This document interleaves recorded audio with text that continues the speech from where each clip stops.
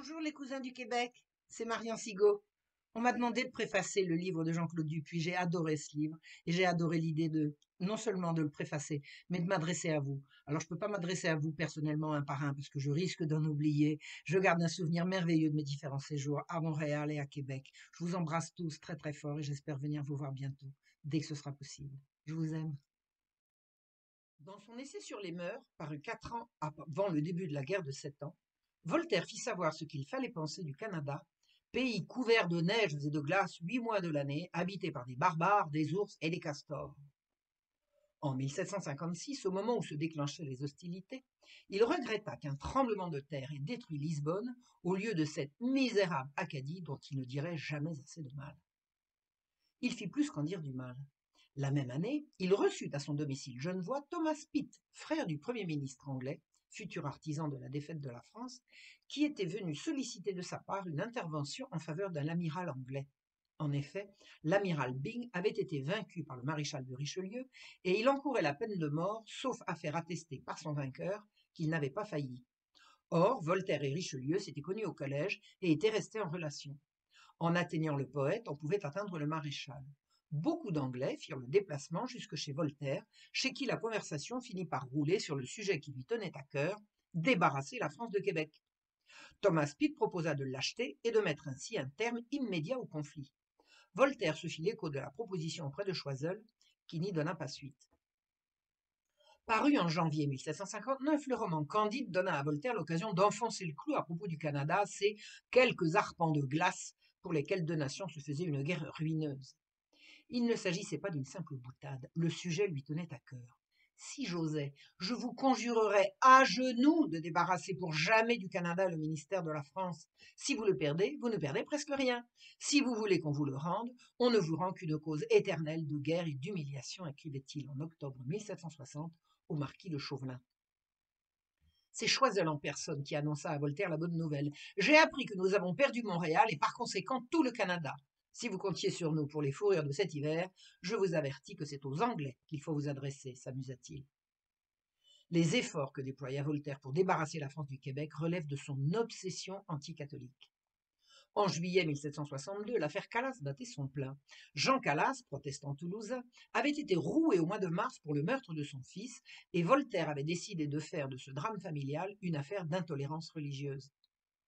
Il convient de dire ici que tout cela était faux et que Jean Calas était coupable. Mais il fallait dire le contraire, et Voltaire envoya ses pamphlets dans toute l'Europe pour obtenir de l'aide. Dès le début du mois, il savourait ses premières victoires. On répand que plusieurs princes d'Allemagne, plusieurs personnes de France, d'Angleterre et de Hollande vont faire un fonds très considérable. Le 5 août, nouvelle victoire. Les Anglais commencent une magnifique souscription dont les Calas ont déjà ressenti les effets. On a bien lu, au plus fort de la guerre de 7 ans que la France était en train de perdre, notre homme arrosait l'Europe protestante de ses pamphlets anti-français et anti-catholiques. Ce n'était pas qu'il ait eu la moindre sympathie pour la foi protestante, ne nous méprenons pas. Son intérêt était économique. Je cite: Une république protestante doit être d'un douzième plus riche, plus industrieuse, plus peuplée qu'une papiste, entendant catholique romaine, en supposant le terrain égal et également bon. Par la raison qu'il y a 30 fêtes dans un pays papiste qui composent 30 jours d'oisiveté et de débauche, et 30 jours sont la 12e partie de l'année. Les protestants s'y entendaient donc mieux que les papistes pour faire travailler les gueux. Et c'est dans cet environnement protestant qui était le sien, au bord de Genève, qu'il écrivit en septembre de la même année au ministre Choiseul. J'entends la voix de beaucoup d'étrangers. Tous disent qu'on doit vous bénir si vous faites la paix, à quelque prix que ce soit. Permettez-moi donc, monseigneur, de vous en faire mon compliment. Je suis comme le public, j'aime beaucoup mieux la paix que le Canada, et je crois que la France peut être heureuse sans Québec. Vous nous donnez précisément ce dont nous avons besoin. Il est impossible de ne pas voir la concomitance entre la perte du Canada catholique et l'ahurissante attaque que les parlements français lancèrent contre l'Église de France en supprimant la Compagnie de Jésus. C'est le 6 août 1762 que le Parlement de Paris avait prononcé son arrêt définitif faisant fi de l'avis des évêques de France qui avaient pris la défense des pères. Désormais, au Royaume de France, des juges laïcs, dont les sympathies jansénistes expliquaient les obsessions anti-jésuites, s'autorisaient à connaître d'affaires relevant exclusivement de l'Église. Le tournant était dramatique. Les juges n'avaient aucune autorité pour se mêler d'interdire un ordre religieux, mais le roi avait abdiqué ses prérogatives au bénéfice d'une coterie dirigée par son odieuse maîtresse. À la manœuvre, Choiseul et quelques autres qui laissèrent les magistrats jansénistes poursuivre la compagnie jusqu'à la mort. Or, les jésuites avaient également été les plus acharnés adversaires des protestants. Se débarrasser des premiers allait ouvrir la voie à une réhabilitation des seconds. Ça ne traîna pas. Le 3 novembre 1762, une convention préliminaire de paix fut signée entre la France et l'Angleterre en prévision du futur traité de Paris qui allait sceller l'abandon du Canada à l'Angleterre. Il y avait dans cette convention une clause secrète par laquelle le gouvernement français s'engageait à rembourser intégralement au père tous les effets émis pendant le conflit. Ces effets, autrement dit, ces reconnaissances de dettes émises par l'État pour soutenir les habitants du Canada, se négociaient à 30% de leur valeur, et un certain Jacques Necker, banquier de son État et protestant de religion, eut la bonne idée de les acheter. L'idée, bien sûr, n'était pas de lui, il était seulement bien renseigné et avait eu vent de la clause secrète qui lui permit de se faire rembourser à 100 ce qu'il avait payé 30. On appelle cela le génie des affaires. Grâce à l'affaire Calas, la population française fut profondément culpabilisée dans son hostilité au protestantisme, et sans elle, jamais ce banquier protestant et étranger n'aurait pu accéder au pouvoir quelques années plus tard. Il s'y distinguera en creusant éhontément un déficit qu'il était là en principe pour combler, mais n'anticipons pas, en 1763, Necker n'était encore qu'un simple banquier. C'est le 10 février que fut signé le traité de Paris mettant fin à la guerre de 7 ans et entérinant l'abandon à l'anglois de nos frères du Québec. Un mois ne s'était pas passé que le Conseil d'État faisait appel du jugement du Parlement de Toulouse au sujet de l'affaire Calas. Y aurait-il un rapport entre ceci et cela? Directement, peut-être pas. Mais la réhabilitation de Jean Calas n'eut rien à voir avec la réhabilitation d'un innocent, puisque Voltaire savait qu'il était coupable, comme il savait que la veuve Calas était essentiellement soutenue par de l'argent anglais. Parmi les magistrats qui avaient porté à la Compagnie de Jésus les stockades finales, il faut retenir Lachalotais, Chauvelin et Laverdy.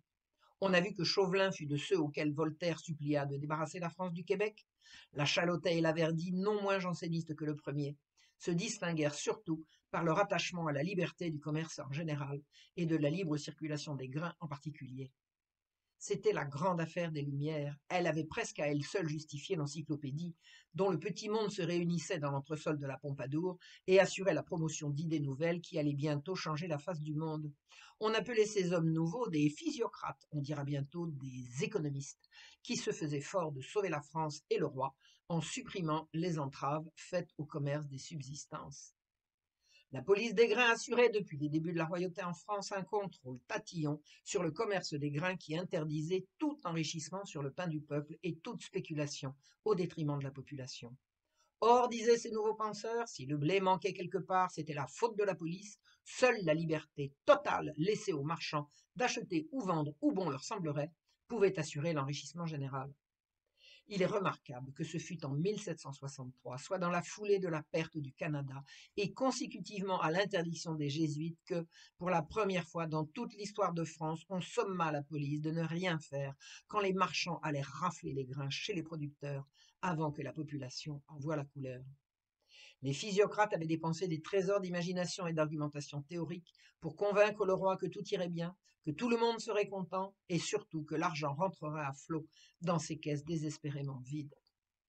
Voltaire et ses amis tombeurs du Canada étaient tous partisans de ces nouveautés géniales qui déclenchèrent comme un seul homme une série d'émeutes dans tout le royaume. En moins d'un an, le prix des subsistances avait doublé, mais les promoteurs de ce renversement des valeurs s'obstinaient à nier le problème, préférant accuser le peuple d'inconséquence plutôt que d'entendre la clameur de son refus. Ce fut la première fois que le roi renonça à être le père nourricier du peuple. Les jésuites auraient été les seuls à disposer des arguments nécessaires pour contrer cette folie qui ébranla le trône jusqu'à le renverser. Si Louis XV finit par revenir à la police des grains, son successeur céda aux mêmes sirènes et la même nécessité pressante de résorber une dette qui ne faisait que croître. Et il refit une expérience libérale selon les mêmes arguments et la même folie que lors de la première, mais avec un ministre banquier étranger et protestant qui allait creuser le déficit jusqu'à la réunion des États généraux. On connaît la suite. La perte du Canada correspond très exactement au renversement des valeurs catholiques qui avait fait la France au bénéfice d'une recherche effrénée du profit, affublée des oripeaux du progrès et de la raison. En octobre de la même année, l'archevêque de Paris publia une instruction pastorale dans laquelle il dit son indignation de voir les juges empiéter sur les prérogatives de l'Église. Le Parlement fit saisir, interdire et brûler l'instruction de l'archevêque, faisant interdiction à tous les curés d'en prendre seulement connaissance et de la faire circuler. Désormais, les juges pouvaient censurer l'Église au titre d'une ingérence sans droit ni titre du laïc dans le religieux. L'Église était durablement vaincue. Nos cousins du Québec savent-ils que la France s'est perdue en même temps qu'elle a perdu le Canada? Que ceux qui ont tant haï le Canada catholique sont les mêmes qui ont fait entrer la France dans le monde du profit en lieu et place de Dieu dans le cœur des hommes? Que les mêmes qui les ont sacrifiés ont également sacrifié 15 siècles de paternalisme catholique bienveillant au bénéfice d'une économie de marché chère au monde protestant anglo-saxon.